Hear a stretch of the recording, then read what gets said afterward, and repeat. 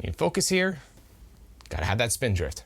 Hello, Bobby Torres of Frightbox recording here to reveal to you 5 unexpected reasons why your self-produced tracks kinda suck.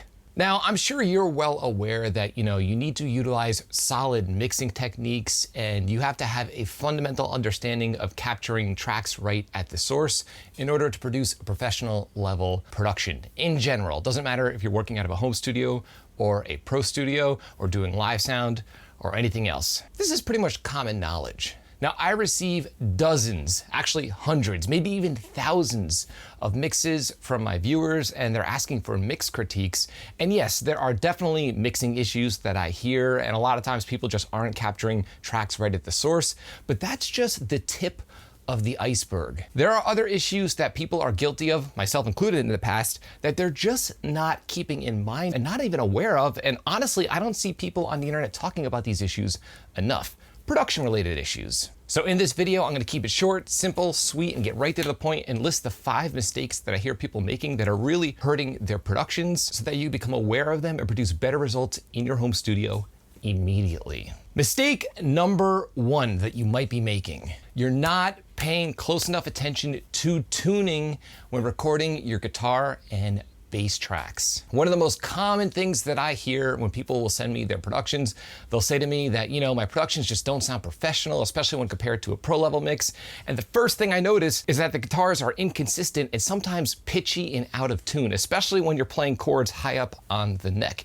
I also hear this a lot with bass guitar. Now, to us guitar players, a lot of the times bass is sort of an afterthought and we just record it quickly and bury it in the mix and that's the end of it. But if your bass is not in tune, it can create subtle dissonance, which will sort of create a subliminal amateurish quality to your productions. You have to pay close attention to tuning when recording your guitars. When I work with bands in the studio, sometimes I'll record a guitarist where his guitar just will not play in tune no matter what we do, no matter how many times I tune it. Sometimes I'll tune per section. So if it's a section where he's playing higher on the neck, I will actually tune the guitar so that the chords higher in the neck are in tune, and then I'll retune the guitar so the chords lower on the neck are in tune. You have to do whatever it takes to achieve the results that pro producers achieve in the studio, and I've noticed when interning out of pro studios, pro producers obsess over tuning and tune regularly throughout a production. So pay close attention to your tuning, for the love of God. All right, common mistake number 2 that you might be making is clogging up your production with way too many layers and way too many tracks in an attempt to make up for a weak arrangement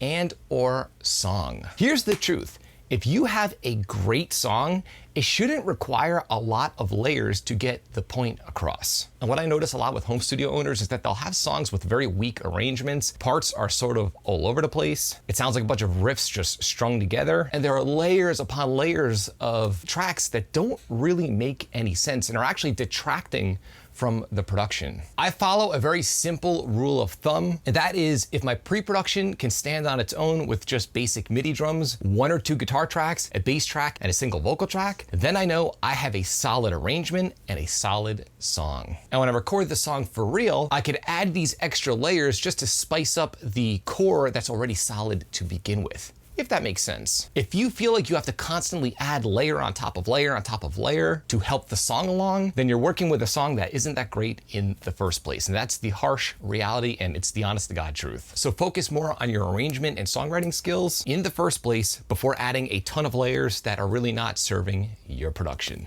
Again, I hear this all of the time. All right, this leads me into mistake number 3 that I hear quite often, and it's simple. People treating vocals as an afterthought. Here's the thing, you could be the sickest guitar player in the world, writing the sickest riffs, or the best drummer in the world, or the best bassist in the world, but the truth is, most listeners are only focusing on the vocals. You could have the greatest music in the world, but if your vocals are weak and are treated as an afterthought, your music is gonna be lackluster. Now, what I run into a lot are productions where the vocals are clearly just thrown into the mix, or the mix just doesn't feature vocals at all. People will say, hey, rate my mix, and it's just a bunch of riffs sort of Frankensteined together. If you're not a vocalist and you're not working with a vocalist and you're looking to produce instrumental music, you still need hooks, you still need a melody that's going to take the place of a vocalist. Recording riffs to MIDI drums does not equate to a final production. Those are just ideas. So I wouldn't even consider or think about mixing until you have complete songs. And that includes a solid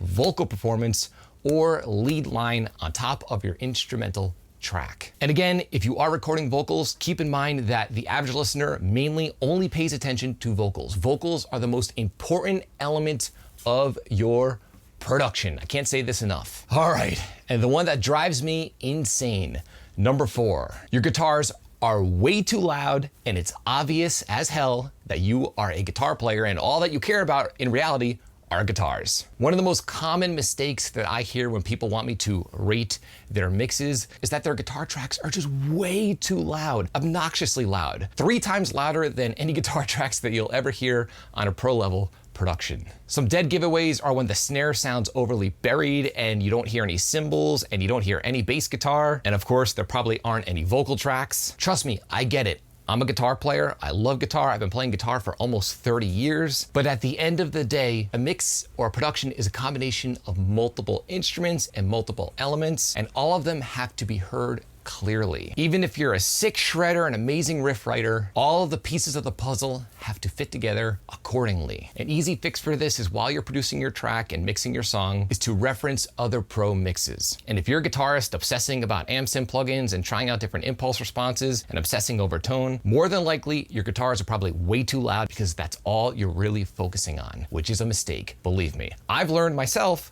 the hard way. Another side note here is that when you have a well-balanced production and a well-written track, even a lackluster guitar tone in and of itself will come across as sounding professional because everything around it is professional. So food for thought. All right, now let's talk about the big one, the one that drives me up the wall. You're not editing your tracks. People have this idiotic idea that editing is cheating. And what most people don't realize is that they have been editing in the studio for 50 years, maybe even more.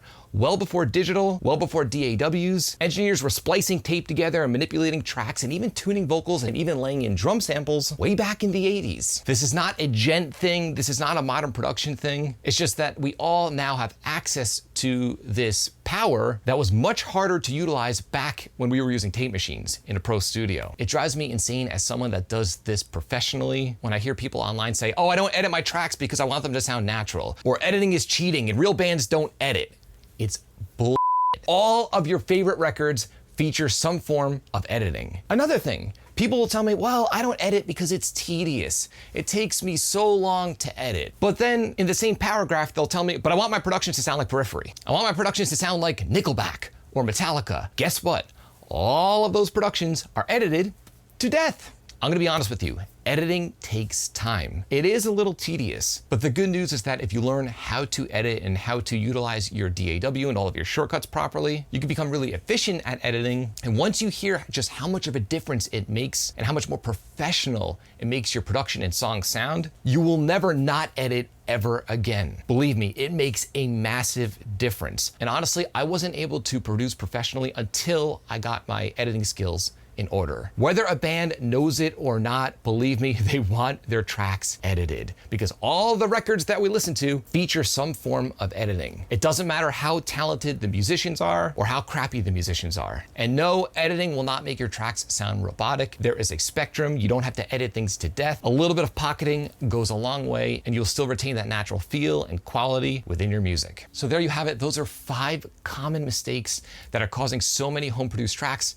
to not sound that great. Again, I hear this all of the time and I've been guilty of many of these myself, and they are not obvious. You know, again, most people are obsessed about mixing and getting their mixes loud and what drum software to use and what amp sims to use when they're not focusing on songwriting, editing, the mix as a whole, sometimes capturing things right at the source. These things make a huge difference. And guess what? When you have all of these important elements in place and you knock them out accordingly in the production phase, the mixing phase becomes pretty easy actually. And honestly, gear has next to nothing to do with it. You could achieve 110% professional results, even with the cheapest gear on the market, as long as you have a solid system, plan, and workflow to follow when producing your music. The thing is, so many of us make these same mistakes during the production process, especially when we're recording our own music in isolation in our home studios. Now, I don't want this for you. I want you to produce great results with the gear you already have. Now, because of this, I've put something together called my Polish Production checklist. This straightforward PDF checklist highlights the mistakes that we all make so you can skip over them and again, get right to producing better results with the gear, plugins, and software that you currently already own. It's about the system and workflow, not the gear. The Polished Production Checklist is absolutely free right now, and you could have direct, immediate access by clicking the link below in this video's description. So I'm curious to know, are you guilty of any one of these 5 mistakes? If so, let me know in the comment section below. Let me know if it's one of these mistakes, all 5, or a few of them. I'm curious to know what you've been up to in your home studio. If you found this video helpful, like, comment, subscribe, and share. And don't forget to click the little bell icon so you can be notified every single time I upload my weekly videos on all things Metal Rock production. Until next time, happy producing.